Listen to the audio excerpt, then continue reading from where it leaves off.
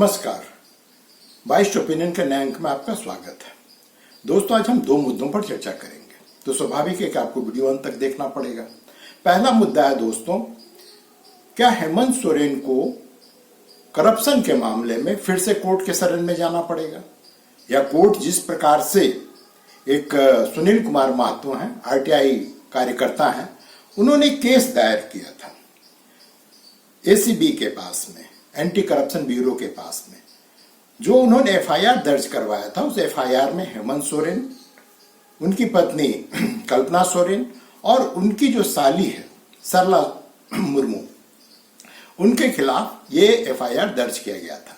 मामला ये है दोस्तों कि आरोप है, सुनील कुमार महतो का आरोप है कि हेमंत सोरेन मंत्री रहते हुए जियाडा जो इंडस्ट्रियल एरिया है, जियाडा का जो चान्हो में, रांची के चान्हो में जो इंडस्ट्रियल एरिया, वहां पर इन्होंने 11 एकड़ जमीन जो है अपने पत्नी और साली के नाम पर आवंटित कर दिया है, जो नहीं होना चाहिए मंत्री रहते हुए। तो ये मामला पहली बार तो कोर्ट में गया नहीं, ये मामला इससे पहले भी, जो सुनील कुमार महतो हैं, उस पहले भी हाईकोर्ट की शरण ले चुके हैं। तो उस समय कोर्ट ने इनकी याचिका को इस मुद्दे वजह से खारिज कर दिया था कि इन्होंने इससे पहले कहीं पर एफआईआर करवाने की कोशिश नहीं की थी, तो खारिज कर दिया गया। फिर इन्होंने एफआईआर दर्ज करवाया, और जब इनके एफआईआर पे कोई कार्रवाई anti corruption bureau of Jharkhand जो है वो नहीं किया, तब ये फिर से कोर्ट के शरण में गए। अब कोर्ट ने पूरे मामले को देखने के बाद राज्य सरकार को 4 सप्ताह का समय दिया है कि आपने अब तक कौन सी कार्रवाई की है इन तीनों व्यक्तियों, हेमंत सोरेन, कल्पना सोरेन और सरला सोरेन तो नहीं, मुर्मू है, इन तीनों के खिलाफ आपने क्या कार्रवाई की है, उसका रिपोर्ट आप कोर्ट में दायर करें। तो ये मामला जो है दोस्तों, अब चूंकि हम लोग इतने अभ्यस्त हो गए हैं झारखंड में ये जमीन घोटाले के मामलों को लेकर के कि हमें कोई फर्क नहीं पड़ता है, लेकिन अगर आप गौर से देखें तो ये बहुत बड़ा मामला है, बहुत बड़ा मामला है। लेकिन इस प्रकार का एक मामला तो पहले भी हेमंत सोरेन पे चला था। हेमंत सोरेन पे इससे पहले भी नामकुम की तरफ कहीं पे इन्होंने जमीन अपने नाम पे, खनन मंत्री माइंस के मिनिस्टर रहते हुए इन्होंने अपने नाम पे आवंटित कर लिया था। तो वो मामला जो है इलेक्शन कमीशन पहुंचा, सब कुछ हुआ। इलेक्शन कमीशन ने एक पत्री जो है राज्यपाल को भेजा था, जो पत्र राज्यपाल तो बदलते गए, लेकिन उस पत्र को खोलने की हिम्मत किसी राज्यपाल ने नहीं की। अगर वो पत्र खोल दिया जाता तो संभवतः हेमंत सोरेन की जो है, जो विधायकी है जिसके कारण वो मुख्यमंत्री बने, वो भी चली जाती, ये विधानसभा के सदस्य नहीं रह पाते, लेकिन किसी ने खोला ही नहीं। और जब अभी विधानसभा का चुनाव माथे पर है तो स्वाभाविक है कोई उसको खोलने की हिम्मत भी नहीं करेगा। क्यों झूठ मूठ का जो है सिंपैथी, जो सहानुभूति के लहर जो हेमंत सोरेन के पक्ष में किया जाए, इसलिए गवर्नर जो है, चूंकि वो भाजपा द्वारा अपॉइंटेड, वो उसको नहीं खोल रहे, किसी ने भी नहीं खोला, किसी ने भी नहीं खोला। वो पिछले 1-1.5 साल से जो पड़ा हुआ राजभवन में, लेकिन किसी के पास समय नहीं कि उस पत्र को खोल करके उसमें क्या लिखा है उसको जो है सार्वजनिक करें। तो ये तो रही बात दोस्तों हेमंत सोरेन, उनके घोटाले, उनकी पत्नी और उनके साली के बारे में। होना इसमें भी कुछ नहीं है, क्योंकि हम भी घोटाले देख देकर हमारी आंखें भी अभ्यस्त हो चुकी है, और जो मुख्यमंत्री साहब हैं उनको इससे कोई फर्क ही नहीं पड़ता है। फिर से बड़े बड़े वकील जो है दिल्ली से बुलाए जाएंगे और मामला जो किसी न किसी तरह से निपटा दिया जाएगा, क्योंकि तकनीकी बिंदु तो वकीलों के पास हमेशा ही रहता है, किसी भी तकनीकी बिंदु पर चर्चा करके इसको निपटा देंगे। अब आते हैं दोस्तों दूसरी, ये जो दूसरा जो मैं मुद्दा उठाने वाला हूं दोस्तों, ये बड़ा अजीब सा मुद्दा है। झारखंड में लोकसभा के 14 सीट, और उस 14 सीट के लिए यहां पे जो चुनाव अभी हुआ है उसमें 59 पार्टियों ने भाग लिया। माने जितना सीट नहीं है उसका 4 गुना यहां पे राजनीतिक दल है। अब समझ में नहीं आता कि ये राजनीतिक दल कहां से एकाएक जो है सो चुनाव के समय में कुकुर मुत्ते की तरह उग जाते हैं और चुनाव प्रक्रिया में शामिल होते हैं। अब आज मैं ये जानना चाहता हूं और इसका मैं विश्लेषण करना चाहता हूं कि आखिर ये राजनीतिक पार्टियां इनको पता होता है कि हम चुनाव हार रहे हैं, हम जीतेंगे नहीं, उसके बावजूद ये चुनाव क्यों लड़ते हैं। विधानसभा में यहाँ पे 81 सीट है और जो पिछला चुनाव हुआ था 2019 में, उसमें 79, 90 में एक कम, 89 पार्टियां ने इस जो पिछला विधानसभा चुनाव हुआ था उसमें भाग लिया था। माने वहां भी जितना सीट नहीं उससे ज्यादा पार्टियां हैं यहाँ पे। तो आखिर क्या कारण है, आखिर कोई भी राजनीतिक दल क्यों पार्टिसिपेट करता है। यहाँ पे एक और बहुत मजेदार चीज आपको बताते चलूं कि ऐसा नहीं कि सबके सब असफल होते हैं।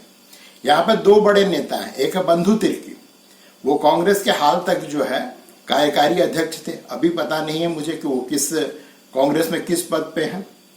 इसी तरह से जोबा मांझी, वो पहले मिनिस्टर हुआ करती थी, अभी वो चाईबासा से कांग्रेस झारखंड मुक्ति मोर्चा के टिकट पर लोकसभा का चुनाव जीत करके सांसद बन गई हैं और लोकसभा पहुंच गई हैं।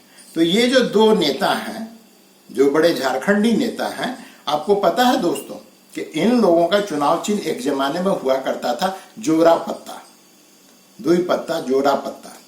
और ये किस पार्टी का चुनाव चिन्ह है, ये जिस पार्टी का चुनाव चिन्ह है दोस्तों, उसका झारखंड के राजनीति से दूर दूर तक कोई नाता नहीं है। ये गोवा की पार्टी है, पार्टी का नाम है United Goan democratic party, UGDP। अब ये जो है गोवा की पार्टी यहां पे चुनाव क्यों लड़ने आई। कोई भी व्यक्ति जो है, जो थोड़ा भी राजनीति में समझ रखता है, वो जानना चाहेगा कि भाई ये दो पार्टियां, जो गोवा की पार्टी है ये झारखंड में क्या कर रही है। तो जोबा मांझी जो है इसी पार्टी की, जो गोवा की पार्टी, उसकी MLA हुआ करती थी। बाद में 2014 या 15 में आकर के ये झारखंड मुक्ति मोर्चा में शामिल हुई हैं। बंधु तिर्की जो है वो तो कई पार्टियों से घूम करके अभी कांग्रेस माने से पहले TMC में हुआ करते थे। तो प्रश्न उठता है कि TMC जिसका कोई जनाधार ही नहीं है झारखंड में, वो बार बार यहाँ पे लोकसभा और विधानसभा का चुनाव लड़ने क्यों आती है। इसी तरह से और भी बहुत सारी पार्टियां हैं, ये तो मैं दो पार्टी जो बड़े हैं उनका नाम मैं बता रहा हूं, जो यहाँ पर आ करके चुनाव लड़ते हैं। यहाँ पर सिर्फ चुनाव नहीं लड़ते दोस्तों, अगर आप लोग थोड़े बहुत राजनीतिक रूप से अगर सक्रिय हों, झारखंड की राजनीति के बारे में जानते हो, यहाँ पे पता नहीं कौन सा वो सेठ है जो बहुत सारे लोगों को चुनाव लड़ने के लिए पैसा देता है। मैं प्रत्यक्षदर्शी हूं। और इस बार जो चलने वाला है तोल भाव, एक बड़े सरना कोड के एक बहुत बड़े सरना कोड के समर्थक बहुत बड़े एक नेता है झारखंड के, वो इस बार लोगों को चुनाव लड़वा रहे हैं। वो खुद भी 2 जगह से चुनाव लड़ेंगे। उन्होंने कहा है कि मैं हर को 40 लाख रुपया, सार्वजनिक रूप से घोषणा नहीं कर रहे, लेकिन जो उनके नजदीकी उम्मीदवार बनने के इच्छुक हैं, उन्होंने कहा कि मैं 40 लाख रुपया तक दूंगा। स्वाभाविक उनके पास तो खुद एक नया पैसा नहीं है। तो आखिर ये कौन व्यक्ति है जो इतना पैसा झारखंड में लगाने को तैयार होता है। 2014 में जब विधानसभा का चुनाव हुआ था, तो एक मेरे परिचित हैं, वो नेतरहाट तरफ के हैं, उनको 15 लाख रुपया दिया गया था। तो जिसने समझौता करवाया था वो 5 लाख खा गया और 10 लाख लेकर को चुनाव लड़े। स्वाभाविक उनको तो हारना ही था, उनका कोई जनाधार तो है नहीं। लेकिन यहाँ पे इसी तरह से जो आप पार्टी है, आपको यहाँ पे उसका कौन सा नेता यहाँ पे नहीं पता, लेकिन हर बार उम्मीदवार देता है। तो इसमें कुछ तो इसलिए अपना उम्मीदवार खड़ा करते हैं, वो उसका कारण ये होता है कि वो पार्टी जो है अपने को राष्ट्रीय पार्टी बनाना चाहती है।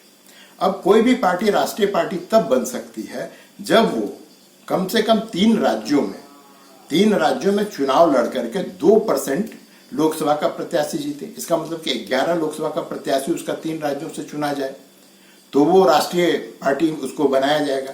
या फिर वो 4 अलग अलग राज्यों से विधानसभा का चुनाव लड़ करके कम से कम 6% वोट पाए, तो वो फिर राष्ट्रीय पार्टी बन सकता है। और इसी प्रकार से अलग अलग राज्यों में कम से कम उसके पास 4 लोकसभा के सदस्य हों।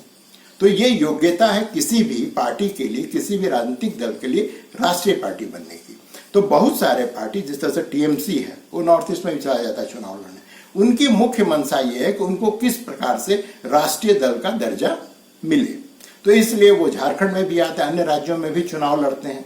तो ये तो एक माने उनका हक है, उनकी लोकतांत्रिक जो डेमोक्रेटिक राइट्स है कि वो जाके सभी राज्यों में चुनाव लड़ें और किसी प्रकार से वो 6% वोट पा जाएं या 11 लोकसभा के प्रत्याशी जो है उनके 3 राज्यों से आ जाए, तो वो तो समझ में आता है। अभी दोस्तों मैं आपको बताते चलूं कि सबसे कम समय में राष्ट्रीय पार्टी का दर्जा जो है वो केजरीवाल के आम आदमी पार्टी को मिला है।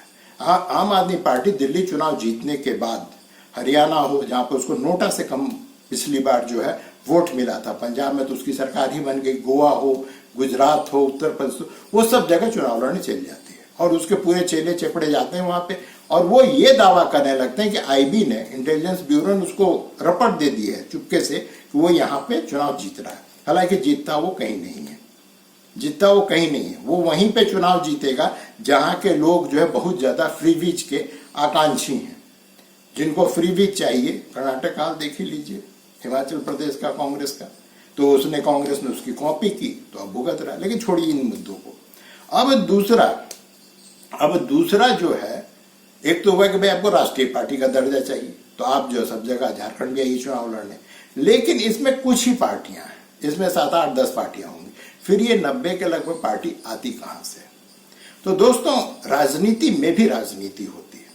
अब सोचिए कि कोई एक आदिवासी प्रत्याशी किसी जगह पे खड़ा है और वहां पे उसके स्वजातीय आदिवासी 10 और खड़े हो जाएं, तो कम से कम 100, 200 वोट तो 400 वोट तो काटेगा ही।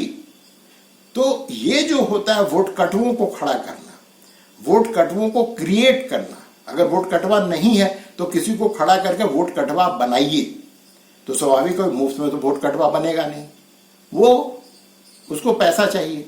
तो उसको पैसा जो है कोई भी राष्ट्रीय पार्टी सीधे तौर पे नहीं देती है, वो इन्हीं ये जो संगठन सब है छोटे छोटे, इनके थ्रू उनको पैसा भिजवाया जाता है और उस पैसे के बल पे वहां पे वो चुनाव लड़ते हैं। जो चुनाव लड़ने वाला होता है उसको भी पता होता है कि हम चुनाव जीतने वाले नहीं हैं, लेकिन उसको जिस समूह को लक्षित करके उसको टिकट दिया जाता है उसका वोट तो कुछ ना कुछ निकाल ही लेता है। यहाँ पे जो है मुख्य रूप से आदिवासी लड़कों लड़कियों को, जो पुरुष मर्द हैं, उनको टिकट देने की बात की जाती है, उनको पैसा देने की बात की जाती है। इसके पीछे सिर्फ और इतना कारण है दोस्तों कि आदिवासी वोट किसी भी तरह से कंसोलिडेट ना हो पाए, किसी तरह से एक तरफा वोटिंग ना हो पाए, तो उसको तोड़ने के लिए ये सारा का सारा जो क्रियाकलाप किया जाता है। और झारखंड में प्रत्याशियों की कमी नहीं है, क्योंकि यहाँ पे बहुत सारे एनजीओ वाले हैं, उनको ये गलतफहमी हो जाती है कि वो बहुत ही लोकप्रिय है। नाम नहीं लूंगा, एक बहुत बड़ी यहाँ पर एनजीओ के द्वारा बनाई गई नेता हैं, महिला हैं, ठीक है, नेशनल इंटरनेशनल को सफर करते रहती है, तो वो जो है खड़ी हो गई, एक राष्ट्रीय दल, एक राष्ट्रीय पार्टी से खड़ी हो गई। हालांकि उस राष्ट्रीय पार्टी का झारखंड में कोई वजूद नहीं है और चुनाव हुआ, उनको 2000 वोट मिला। तो इस तरह से बहुत सारे लोग जो है गलतफहमी के शिकार होकर के भी चुनाव में शामिल होते हैं और पार्टियों की संख्या जो है यहां पर बढ़ाते जाते हैं। इसी प्रकार से कुछ लोग हैं जिनको पार्टी ने टिकट नहीं दिया, मान लीजिए बीजेपी ने टिकट नहीं दिया, एजेएमएम ने टिकट नहीं दिया, तो वो तुरंत किसी, भाई वो निर्दलीय लड़ने से अच्छा वो ये समझते हैं कि हम किसी पार्टी के जिसका यहाँ कोई वजूद ना हो उसके बैनर तले चुनाव लड़ें, तो उसके कारण भी जो है यहाँ पे पार्टियों की संख्या बढ़ते जा रही है। अब ये पार्टियों की संख्या जो बढ़ रही है, क्या ये लोकतंत्र के लिए अच्छा है या लोकतंत्र के लिए बुरा है? ये दोनों ही है दोस्तों। आप किसी को भी लोकतंत्र में चुनाव लड़ने से रोक नहीं सकते और रोकना भी नहीं चाहिए, क्योंकि अगर आप किसी को लोकतंत्र की प्रक्रिया में शामिल होने से ही रोकते हैं तो फिर लोकतंत्र किस बात का? तो स्वस्थ लोकतंत्र के लिए तो जरूरी है कि यहाँ पे अधिक से अधिक लोग चुनाव लड़ें। लेकिन इसका दूसरा पक्ष भी है जो बहुत ही स्याह पक्ष है। वो पक्ष ये है कि जब आप इंटेंशनली किसी पार्टी को डैमेज करने के लिए चुनाव लड़ते हैं तो ये लोकतंत्र के खिलाफ है। इसी प्रकार से आप सिर्फ संख्या बढ़ाने के लिए चुनाव लड़ते हैं कि यहाँ पे उम्मीदवारों की संख्या बढ़ जाए, पार्टी की संख्या बढ़ जाए, तो भी आप लोकतंत्र के खिलाफ काम कर रहे हैं, क्योंकि आप जो है लोगों को एक तरह से भ्रमित कर रहे हैं, भ्रमित कर रहे हैं अपने मुद्दों के द्वारा, भ्रमित कर रहे हैं वहां पे बहुत सारे ऑप्शन देख करके ये सही बात है कि भारत का जो मतदाता है वो बहुत ही स्मार्ट है। इसके बावजूद ग्रामीण अंचल में अभी बहुत सारे लोग हैं, जैसा कि जो जयराम महतो हैं। जयराम महतो जो है अभी यहाँ के नए पॉलिटिकल सेंसेशन है। उन्होंने जब वो लोकसभा का चुनाव लड़े और हार गए सब जगह से, तो उन्होंने एक बड़ी अच्छी बात कही। बोले हम इसलिए हारे क्योंकि हमारे पास में अपना चुनाव चिन्ह नहीं था। तो हमारे हर कार्य जो उम्मीदवार था वो अलग अलग चुनाव चिन्ह पे चुनाव लड़ा, जिसके कारण हम चुनाव हार गए। तो सोचिए दोस्तों कि जब ये जयराम महतो, जो कि अभी यहाँ पे उभरती हुई राजनीतिक शक्ति है, जब वो ये बात कर रहे हैं, अब सोचिए कि जयराम महतो को काटने के लिए उसी सीट पे अगर 10 कुर्मी उम्मीदवार खड़ा कर दिया जाए, जहां से वो खड़े हो रहे हैं, स्वाभाविक कम से कम जो भी उम्मीदवार खड़ा होगा, अगर वो वहां का स्थानीय उम्मीदवार है तो उसके गांव में तो 150 वोट उसके होंगे। तो स्वाभाविक है कि जो वोट जयराम महतो को थोक के भाव में मिलना चाहिए था वो नहीं मिल पाएगा। तो जब नहीं मिल पाएगा तो होगा क्या? चुनाव हार जाएंगे। और एक उम्मीदवार जिसकी वहां पे बहुत ज्यादा पकड़ नहीं है, लेकिन वो जयराम से 200 वोट ज्यादा पाया है। क्यों? क्योंकि उसको जो भी वोट मिलना है उसके वोट में कहीं पे कटौती नहीं हुई है, तो स्वाभाविक है कि वो जीत जाएगा। तो लोकतंत्र में जो एकल वोट प्रणाली है, इसका